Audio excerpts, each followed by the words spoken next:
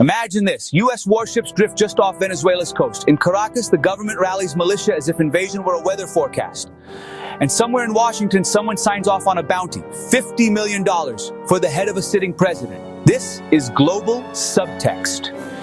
And today, we're diving into the story of a nation on the edge, a bounty that could buy an empire, and the question no one wants to ask out loud, is a war coming to the Americas again? For decades, Venezuela sold the U.S. the oil that kept its SUVs running. Then Hugo Chavez decided the future lay in socialism, not the stars and stripes. Washington took it personally.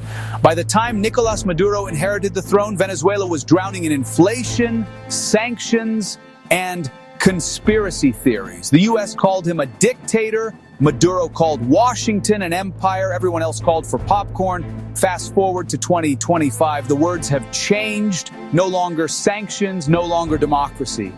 Now it's narco-terrorism. And that single word, terrorism, is how wars begin without ever being declared. August 2025, 8 U.S. warships glide into the southern Caribbean. Officially, a drug interdiction mission. Unofficially, a flex of steel. A week later, the Justice Department reposts its old wanted poster, and this time with an update, reward increased $50 million, Nicolás Maduro.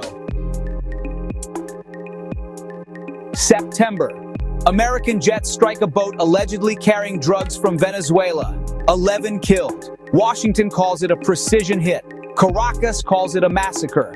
By October, U.S. officials openly say the CIA is operating inside Venezuela.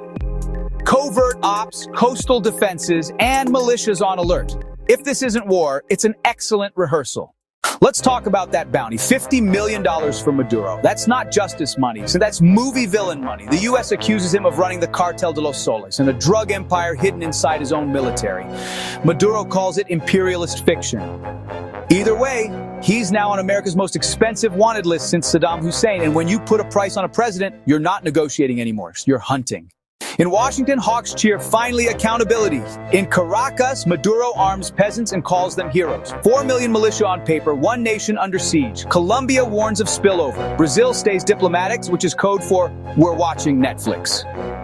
Cuba and Nicaragua line up behind Maduro. At the UN, human rights officials call the strikes extrajudicial. The U.S. response, we're not attacking a country, we're eliminating terrorists. Translation, new branding, same bombs. When the CIA goes in, the map changes color. Covert action on foreign soil isn't diplomacy, it's a handshake with war. Add naval buildup, bomber flights, and rumors of land strikes, and the line between law enforcement and invasion is a blur drawn in missile smoke. Analysts warn one mistaken hit on a Venezuelan base, and this region goes from Caribbean blue to crimson red. So yes, let's peek into the future. 3 paths, all bad. Scenario A, the limited strike. A single target, a loud message. Washington calls it surgical. Caracas calls it an invasion. Scenario B, Maduro falls, a palace coup. Someone collects the bounty, and a dozen new Maduro wannabes rise overnight. Russia and China send advisors. The Caribbean suddenly has company. Scenario C, the big one. Full-scale intervention. American boots on Venezuelan soil for the first time since Panama. Starts as liberation, ends as occupation. Pick your poison. Each comes with a price tag in oil, blood, and credibility. A war in Venezuela doesn't stay in Venezuela. Oil prices jump. Refugees pour into Colombia and Guyana. Cartels fill the power vacuum. And Washington discovers that wars in your own hemisphere don't come with exit plans, just echoes.